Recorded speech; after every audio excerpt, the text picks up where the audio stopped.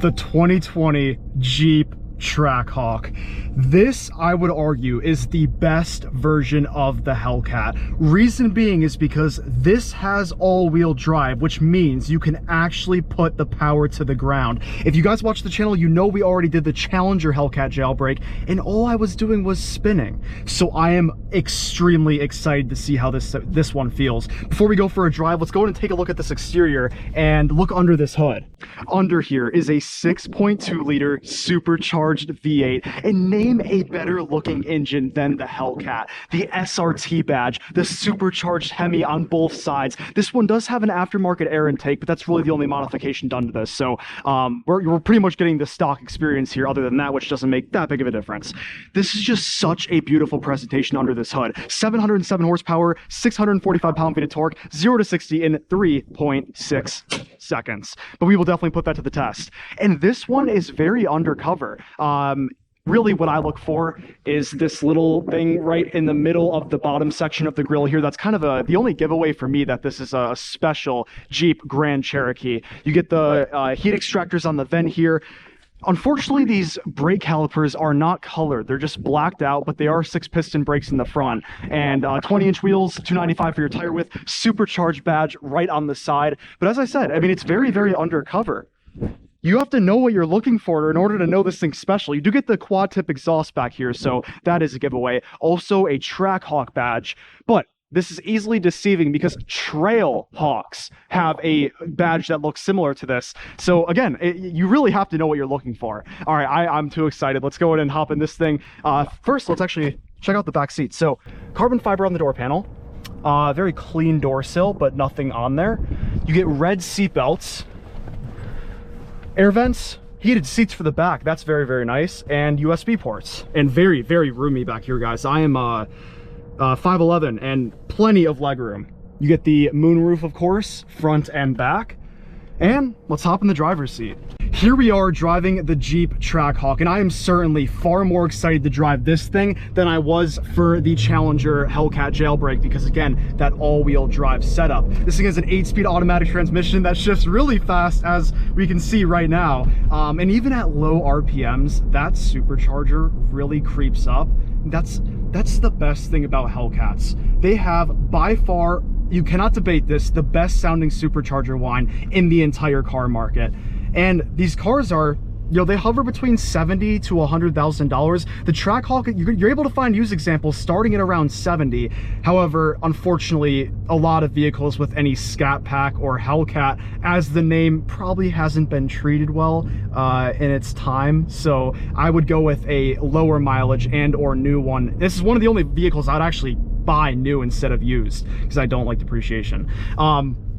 But yeah, this thing is very, very nice. You get these selectable drive modes down here, so we can go to sport, auto, snow mode, or tow mode. So this thing's a bit more practical than literally any Challenger or Charger. It's big, it has 4 doors, so you can, yeah, get a comfortable ride if you want to. Hello, cop, he's definitely gonna be looking at us. Actually, maybe not. No one will really know this is a Trackhawk. It doesn't have the bright yellow calipers or anything that makes it stand out as a Trackhawk. So this is a sleeper vehicle for sure. Let's go ahead and pull up the performance pages real quick so we can actually see some of our live readings, dashboard, and performance pages. They always take a while to load. I love the carbon fiber touches in here as well. Makes it stand out. Oh wow, that's a skilled driver. But yeah, the touches in here make it stand out just enough from a regular, any less trim than this, any regular Cherokee. But all these cars have very, very, very similar interiors. The GT models, SXT, Scat Pack, RT, just very, very subtle touches to make it stand out. All that supercharger whine. Oh my gosh. One of my favorite things about Hellcat engines is we are gonna push this thing when we have some space, but it's fun to just go slow and listen to the whine. Whereas other cars, you feel the need to really, really push the thing in order to get the experience. But this one, you get the experience just from kind of tapping on the throttle a little bit and listening to that sexy, sexy whine. Also, pretty old school gauge cluster in here. You do get the digital RPM / speedometer in the center, but doesn't really look too fancy. That is, I guess, definitely a negative thing. These interiors are just like, there's really, other than the infotainment system, there's really nothing in here that's like super special. Let's take a listen to this real quick. Oh my gosh, that literally can knock it old.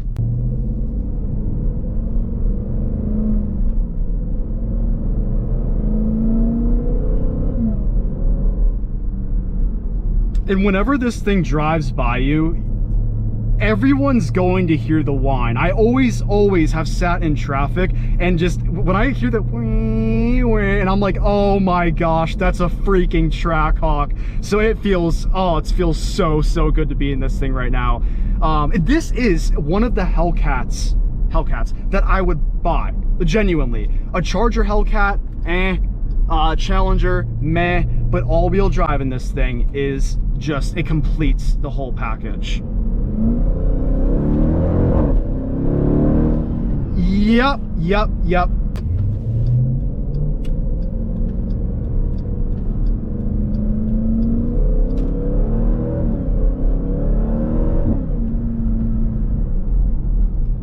Who needs the money that you pay to go see a therapist should instead be put into a monthly payment into this, because this is therapy. This is all you need to make your problems go away. And not to mention, guys, if you go to apps, you're able to, you can select your heated seats for the driver, the passenger. Of course, you get the heated seats for the back. You get ventilated seats. You can even get a heated steering wheel. This definitely has the luxury. It's just nothing over the top, right? Interior build quality is just, I mean, you don't hear any squeaks or anything, but they didn't go over the top with the materials inside of this car, which is acceptable. It's not, you know, not asking for freaking crystal like some cars are putting in the interior nowadays. That would just make the prices way higher than I would like.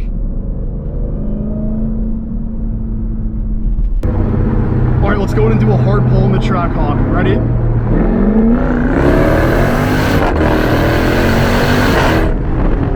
That is freaking ridiculous. So I will say the 5,300 pounds definitely weighs this car down. It doesn't make it feel as fast as you would think 707 horsepower is going to feel, but you're moving 5,300 pounds at that type of speed.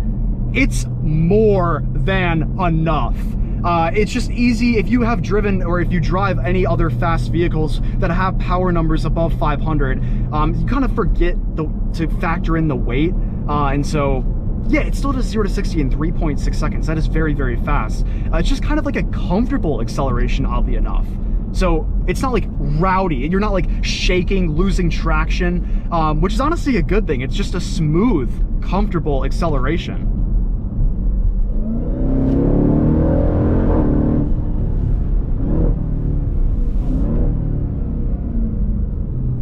And it'll definitely get you into a lot of trouble if you try.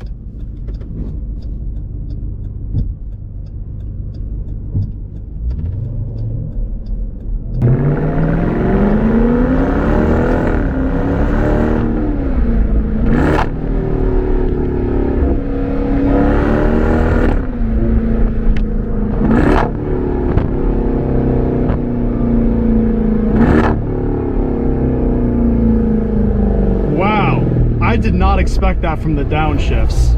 That is, oh, that is good. The whine comes on. You get a nice pop out of the exhaust too, which is super cool. Let's go ahead and prepare for just a light launch. We'll start with 2,500.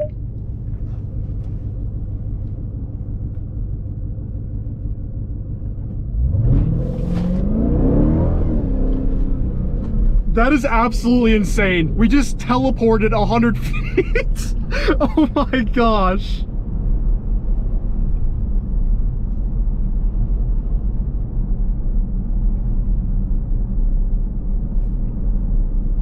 And man, you're riding pretty high too.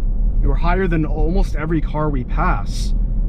And this is like, just a great ride. I've driven some luxury vehicles before. You definitely feel a bit more of the road in this one than you would in like a Mercedes, or even we reviewed the Bentley Flying Spur.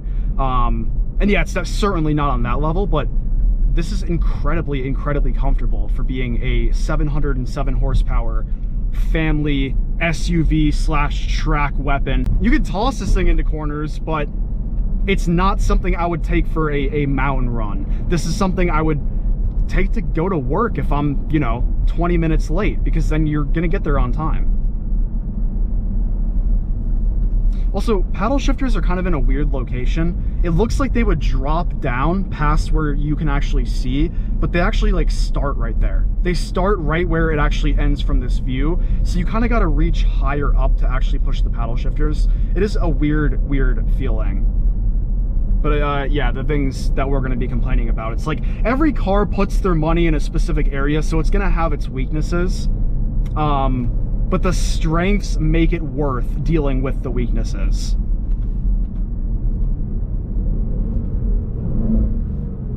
A little bit delayed on the shifts there.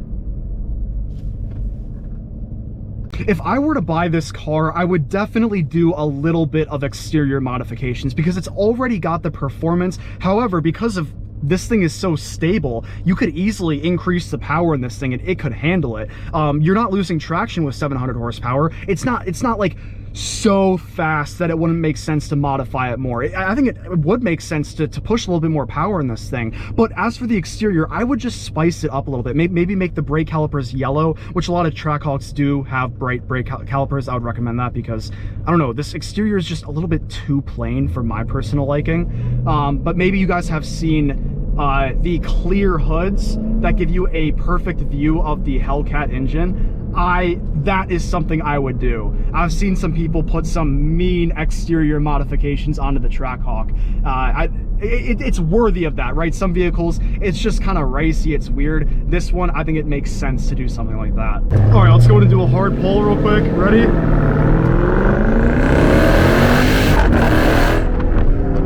Oh my gosh. Unbelievable. Shall we do another one? I think we shall.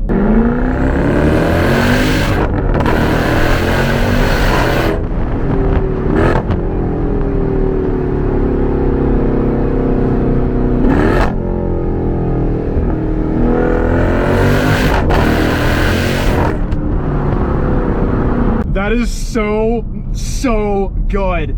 I love how you're not like scared because it has the all-wheel drive, but it makes your heart sink because you're moving so fast in basically a tank. It is very different from a lot of other cars I've driven. It's controllable, but it's fun.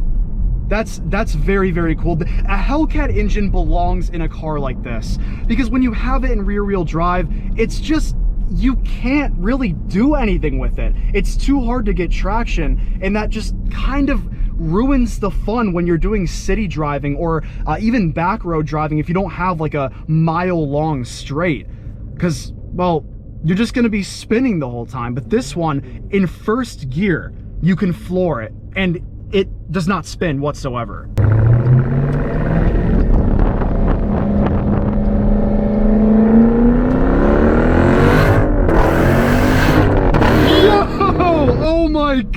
Oh my gosh. It is fun to redline this thing. If you shift just a second, half a second late, it'll like stop, and then 700 horsepower at a snap of a finger kicks in. Going from 0 to 700 horsepower in the matter of a second feels absolutely insane. And to talk about kind of the inevitable, yes, these cars are known for getting stolen.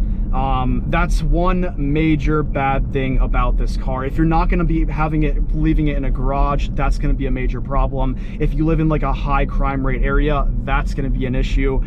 Maybe have a tracker in the car or some steering wheel locker, some anti-theft method of some sort. If I ever owned any car with a Hellcat engine, I'm putting some anti-theft device in it. I'd have to, otherwise I would not feel comfortable owning the car. Even just going in a gas station and leaving it in a parking spot there would, I just feel a little bit not at ease. These are the most stolen cars in the freaking world, so that's not something to ignore.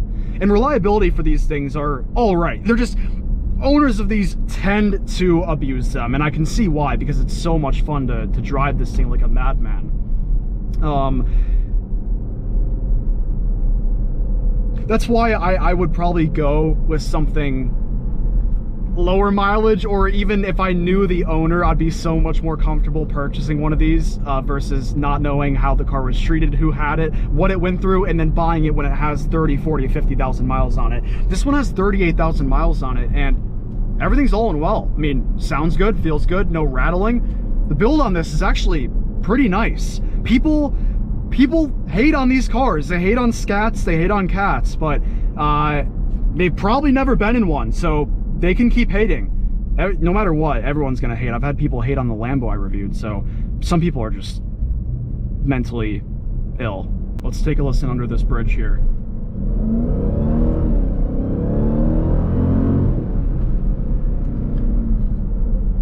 What's amazing is the fight for noise. You have the supercharger whining super loud. Then you have the exhaust note that sounds absolutely menacing from the 6.2 liter V8. The combination of those two things, one's in the front, one noise is coming from the front, one's coming from the back. It's just so cool, and it's so dramatic too.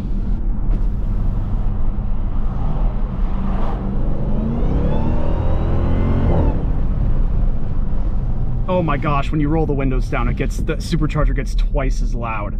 That is just, that'll put a smile on your face every single time you hear it.